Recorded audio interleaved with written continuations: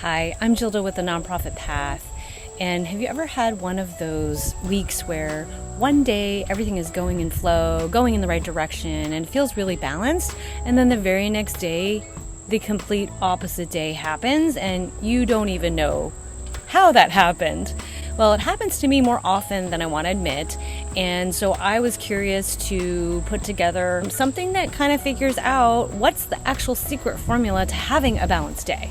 So before we delve into that, I thought I'd start out by what are some of the elements of a not so balanced day. And it could look like just starting your day off with being in reactive mode. So whether you're checking your phone right away, or the news, or scrolling on social media, or responding to emails and texts, you're not really dictating how you're starting your day. If you let yourself have that day continue, and you're pulled into distractions, and you're not sticking with a to-do list, or if you decide to check off some items on your to-do list, maybe you're starting with the low-hanging fruit, which been there, done that, can definitely relate to that, but not the best way to really drive your day and do what you need to. And then you maybe make a wrong food choice, again, guilty of that, and you start to beat yourself up about it, have some guilt behind that, and then you kind of wonder, well, gee, maybe I should be spending more time with the kids once your workday is over, and you keep meaning to do that, and it just gets pushed off, and before you know it, you're just living in this not so fun place. So what are the components of a more balanced day, or what's that secret formula? And so I've been kind of keeping some observations just on a personal basis as to what that looks like, and I've come up with a couple different things that I found to be helpful to my clients, as well as personally as well. And it's still a work in progress, so nothing perfect by any means.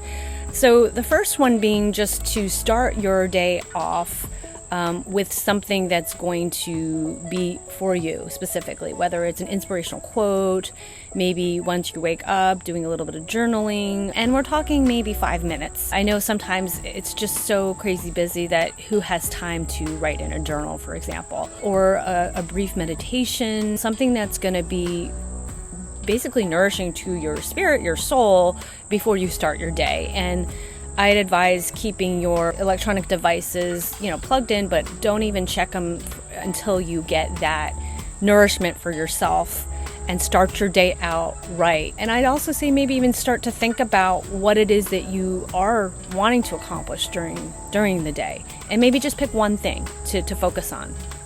And that might mean, in some cases, scrapping your to-do list. In past videos, I've talked about, using the Post-it note method, being productive, and things of that nature, which are all very helpful.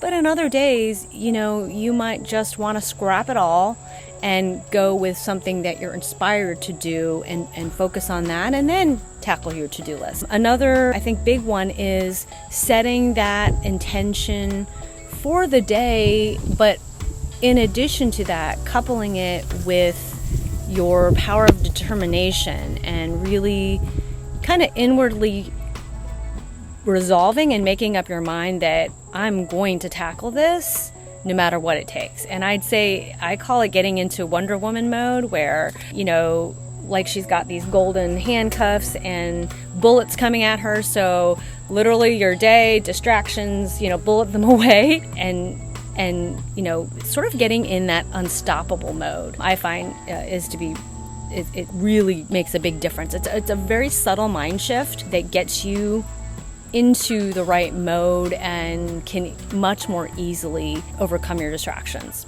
A couple other little side tips in terms of distractions if they come up. I have one friend that, has a piece of paper next to his desk, and he basically jots down anything that comes up in his mind. So maybe he wants to research something on Google, or look something up, or call somebody.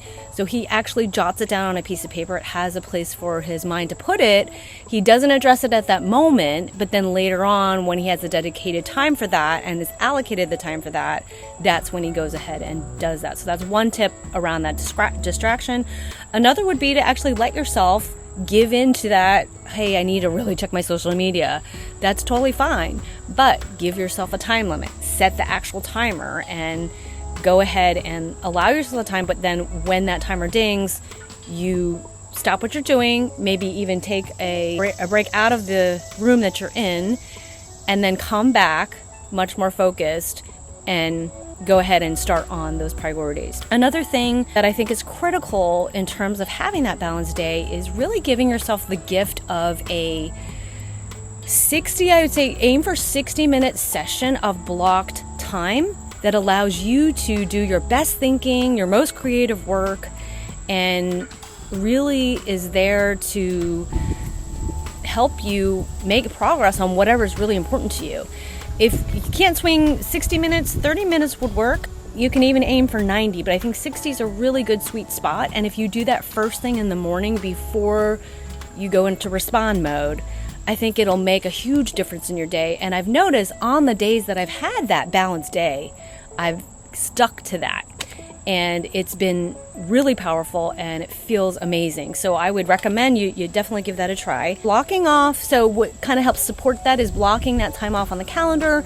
Make sure you're communicating that to your coworkers or whoever you need to, that you're not available at that time, or kids if you're working from home, whatever that looks like. Another tip would be to look at your calendar, and if you do have pre-scheduled meetings, that's fine, and obviously honor them, but I'd like to put them through a litmus test. So one being that you are simply asking yourself, as well as those that are calling the meeting, what's the purpose? What's the intent of the meeting? And one further litmus test is if it's someone else calling the meeting, ask them for an agenda, because that's going to force them to figure out what actually is the purpose. Could this meeting be replaced with a quick phone call, a quick chat, or an email? And if that's the case, try to kind of, condense your day into what really deserves your attention. One other observation I wanted to share was that when you tend to do that focused time and you block that off on your calendar, you'll start to notice that all the other distractions, the smaller things, do tend to fade away, at least for the moment. Sometimes they do come back when your space is freed up, and that's a whole nother story.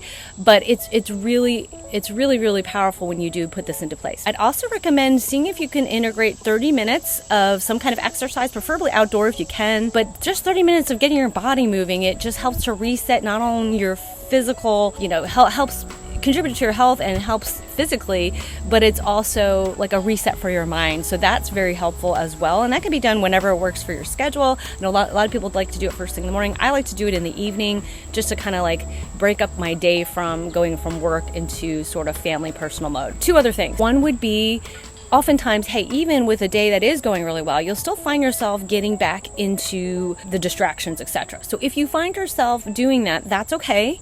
Just pull yourself back, bring it back.